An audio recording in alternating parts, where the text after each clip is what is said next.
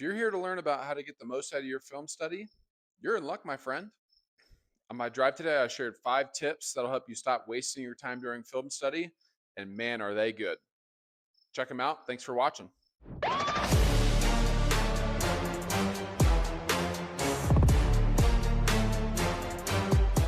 When you go in to watch film and you don't have anything specific you're looking for, you're literally just wasting your time. You might as well just be watching an NFL game for entertainment or just for fun, because you're not getting the most out of your experience. Whenever you sit down to watch film, you want to be watching for something very specific. If you just watch casually or think, I'm going to get the most out of this film session just by watching things and noting things here or there, it's not going to be optimal. You're not going to be maximizing your time. There's just too many things to look for and to try to point out to just generally watch film. You're always going to want to, if you want to be efficient and you want to get better while you're doing this, you're always going to want to make sure that you are looking for something specific or be in a certain type of mindset when you're watching film. I'm going to give you my 5 tips or recommendations for how you can get the most out of your film watching sessions. The first 4 are going to be kind of what to watch for when you're watching film. The last one is going to be really what you want to watch. So before we get to the tips, I want you to comment down below. Is there something specifically that you watch when you're watching film before you even watch this video? What do you look for when you watch film, if anything? So the first tip or first thing to watch for when watching film, I would say this is going to be what most closely resembles just casually watching film. This is going to be just looking for the high level things. This will be general things about a defense. Are they a 3 down or a 4 down front? Do they typically line up in 1 high or 2 high? Do they look like they're a primarily man team or a primarily zone team? In this phase or tip early on in film study, this is where something like some of their key players might come out, or even just like whether their cornerbacks rotate with the field or strength. This will give you a good foundation for the other 4 steps or other 4 tips that I have for you today. I would generally recommend this type of film study when you're first diving into an opponent, or if you don't have a lot of time to really dive deep into specific plays, or if you're kind of doing it while you're doing something else or you're multitasking. Or I think this is closely related to you're watching college football on a Saturday or an NFL game. You just kind of sort of notice these things when you casually watch football. The second tip or type of film study that I have for you is a deep dive on coverages. So again, building on that first tip, you might have identified when you went through for a general high-level film study session, you might have identified that this team runs a lot of 2 high, but you didn't really look more into depth into whether that's cover 2 or cover 4 or 2-man. In this second phase or second type of film study, you're going to actually look at the DBs and the type of coverages that they play to try to determine exactly what they're in. Depending on the level that you play at, like some high school football teams will play cover 4 no matter what look they're up against. No matter what the scenario, they're just in cover 4. Some teams, more advanced teams, obviously will disguise. They'll start in 2 high and they'll run cover 2, they'll run cover 4, or they might start in 2 high, roll the safety down at the snap and play cover 3 or bring some pressure. It's really important to know as a player, even as a coach or a game planner, what you're going to be up against, what a team likes to run. If you know that a team primarily runs quarters, you can just call or look for specific things when you're running quarters beaters. So if we're playing against a team this week and they run 80% cover 4, I'm going to really, really look for those double posts or scissors concepts where we're putting that one of those safeties in a predicament, and that's really my read. Now, obviously, you'll play against teams that they don't have that strong tendency, and so it's more important for you to know your reads and keys on where to go with the ball depending on coverage. But this is where you're getting that edge against your opponent, is you're doing the film study ahead of time in the preparation to know, hey, this is what I should look out for if a team is just as likely to run cover 3 as they are for cover 4. as you watch more film just in general or on a specific opponent, you can start to identify keys as well. Again, to try to help you differentiate between cover two versus cover four. In cover two, do the safeties line up deeper, or do they line up wider, or do the corners give it away and they come up in a hard cloud look to say, hey, that's the big difference between when they line up in cover two versus cover four. The corners are off in cover four or they're up tight in cover two. You can really start to identify these things that are really going to help you on game day when you're actually out there, bullets are flying, live action. Is this a team that likes to disguise their looks and they line up the same way pre-snap every single time? Or is this a team where you can go up and you can gain that advantage at the line of scrimmage and say, hey, I'm pretty sure it's cover two right here, so I'm thinking this is where my read's going to take me. You still need to go through your progression, read the field properly, but having that insight or that knowledge ahead of time of what you think is going to happen, you can start to anticipate. So your reaction time is just that much faster. And you can literally just tear a defense apart because you already know what they're doing, because you have studied their keys and their tendencies, and you pretty much know what they're doing before they even do it. Now, the third tip or type of film study that I have for you is a deep dive on pressures. Again, similar to the second tip on coverages, this is where you're going to go through and look at what types of blitzes they bring. Do they always bring blitzes to the strong side? Do they always bring to the weak side? Do they have a tendency to bring guys up the middle? In my experience, even at a pretty advanced level playing college football, teams will have 2 or 3 favorite pressures that they like to get to, a lot of times against any look.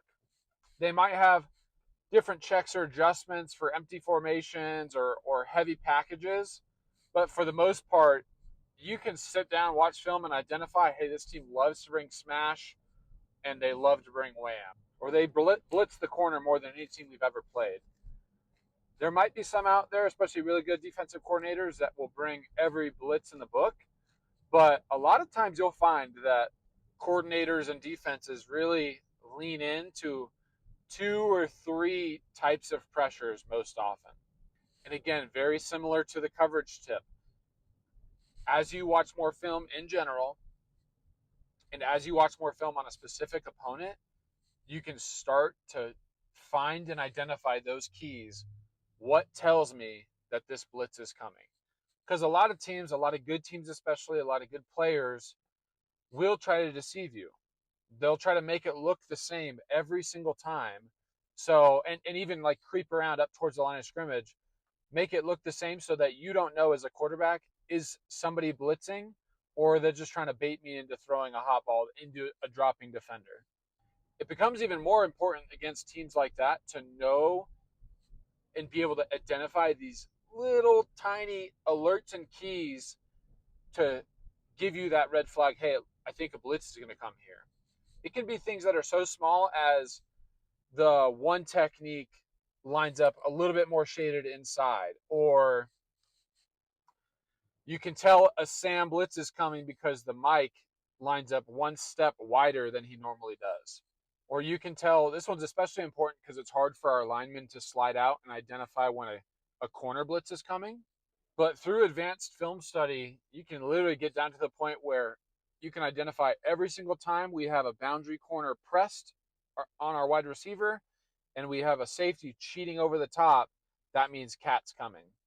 And so we can adjust our protection to pick that up, know that there's certain routes that beat that pressure and throw into it, or know that we need to slide away from that and just be conscious of it because we don't have the freedom quite yet to adjust our protections. But you can help your other teammates out if you know that that should be protected because your back is supposed to pick up corner. You can tell them, hey, Bill, the corner's coming. You got him here. Okay. Or, hey, left tackle, you need to slide out, get all the way out to the corner. He's coming. Okay. Because some teams will just give it away with their pre-snap alignment. They're, like I said, a pressed corner, a safety cheating over the top, and they won't show it at all pre-snap. You won't get any sort of running start coming on his blitz.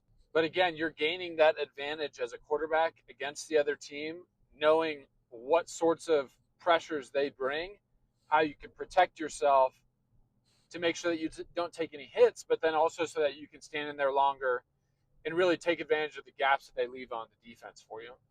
And then the fourth tip I have for you is to overlay or imagine your playbook running up against that defense. So how this looks is that you'll throw on some tape. You'll see that the offense is lined up in a 2-by-2 formation playing against this defense. You can literally pull out your playbook or the call sheet for that week and say, go down the list. These are the plays that we're running this week out of 2-by-2. And you can literally just over and over play, rewind that play to say, okay, we've got play number 1 out of 2-by-2. What's my read here? Where would I end up going with that ball? Okay, rewind it, restart that play. Play number 2. All right, this is my read. This is a nice play against this. Play number 3. All right, we don't really have many good options against this look. And you literally go look by look, play by play with your playbook and what you would run, not overlaid, but in your mind. And really what this does, guys, it accelerates your learning. I find that to be extremely beneficial, being able to take valuable mental reps, because no matter how long you've been playing the game, it just doesn't seem like it's enough if all you're doing is learning while you're out there, either in practice or, more importantly, game time, game speed reps. You'll just never get enough reps to be able to meaningfully develop and improve as a quarterback. And so when you have these opportunities to take mental reps and like see the field without it actually being game day, it's super, super helpful in your preparation and your development. And that's becoming super popular these days. I think Jaden Daniels, when he was coming out, getting drafted a couple of years ago, don't quote me on this, but it was something like he was able to increase his processing speed by like 70% by doing some VR virtual reality training. And that's what this really is. It's just mentally training your mind to say, this is what I look for. This is how I would act if I was out there on the field right now. And so in doing this, you can actually start to develop some favorite plays for a week. Say you go through the whole 2-by-2 formation exercise, you watch 3 games worth of film, and you say, hey, this specific play works really, really well. And I don't really see any looks that they gave us that would give us trouble. And so you could end up going and telling your coordinator, your quarterback coach, or your head coach, hey, coach, I like this play a lot. And it can be your safety blanket for the week. And you can run it. You can run that play 10 times because you know that no matter what, you have somewhere to go with the ball. And honestly, as a coach, that's really nice when you have a player that has that confidence that can tell you, as a coach, you'll ask, hey, QB, what sorts of plays do you like this week? What do you feel good about? What do you not feel so good about? And when a player can actually come back and say, I like these 3 plays, I feel comfortable with these 3 plays, it gives you that confidence that, one, they're prepared, they know what they're doing, and they're going to have a higher likelihood for success when they have that confidence and that progression and footwork all down and understood. So like I said earlier, the first 4 tips are more about what to watch for when you're watching film. This 5th and final tip is what to actually watch when you're watching film. So obviously there might be edge cases here where you might have very little film or scouting done on a team, and so there's 1 or 2 games that you can watch. You don't have much of a choice. But then there's also the other side of the spectrum where you've got 20 games. This is maybe a crosstown rival that you play every year that you have all of the conference games on. So, okay, which game do you decide to watch? And so I have 4 games that I think are most important for you to watch, and I'll tell you them in order of importance. So the most important one, I think, for you to watch would be the most recent game. So if you're playing a team and you have the film for the week that they just played, when you do that, you're going to get the most current players, the most current play calls, and you might be looking at schemes that the team didn't have installed in one of the earlier games in the season or even the previous year. The second most important game to watch would be find a team that runs an offense most similar to yours. So if you run a spread offense, find an offense that looks like what the plays that you run, the formations that you run. If you run the power I primarily, it's not going to help you very much if you're watching games on a spread team. If you run the veer, if you run the wing T, If you run a lot of 2x2, find some 2x2. If you run a lot of 3x1, find a team that runs a lot of 3x1. Okay, this is really important to find to be able to help you identify what sort of checks and looks this defense is going to give you. Again, if you go through all week and you're watching a spread offense and you're like, oh, they bring smash and wham a lot in general, or they run a lot of cover two, and then your team runs the power I, and you never watched any of this team's defense against power I, they might run a completely different scheme against you because that's their checks to the power I. Okay, so finding a team that looks similar to yours on offense is going to be hugely beneficial in all those other 4 phases or ways of watching film, because you're actually watching similar coverages, blitzes, checks, adjustments, and maybe even plays that you run yourself. The third most important game that I would watch would be one where the offense scored a lot and had a lot of success. And then the fourth most important game would be one where the offense didn't score a lot, where they didn't have a lot of success. Maybe they had a lot of turnovers or gave up a lot of sacks. It's really important to watch a really good game on offense and a really bad game on offense so you can see what works against this team and what sort of plays they shut down. Through this process, you can find out when corners bite on double moves or safeties bite on double moves. You can find which guys are going to be a problem in terms of getting sacks or getting interceptions. The tape where the offense didn't do so well might be one where maybe the defense is bringing a lot of blitzes, or maybe the team on offense did really well against the blitz. And so they were able to light them up because there were a lot of openings in the secondary because they were blitzing the heck out of them.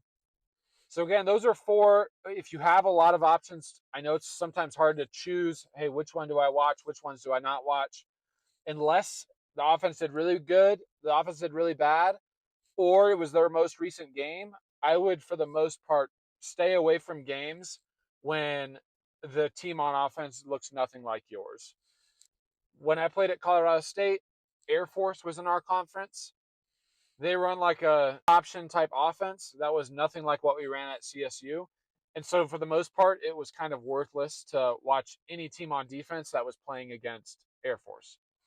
And I would also add, if you run a very specific type of offense that has very unique things to it, like you run a spread RPO offense, or you run a wing T, a wishbone, double tight, double wing, one of those weird load the box type offenses, it might not even be worth watching last week's game against an opponent that looks nothing like yours. Or if you do want to watch that one, maybe watch that one with the first kind of mindset of, in general, I'm just going to try to identify very high level, they run too high, they run a 3-down defense. These are their studs, these are their duds, and don't go much deeper beyond that, because at that point you're going to be wasting your time. That's all I have for you today. Thanks for watching. Please like, subscribe. I'll see you on the next drive.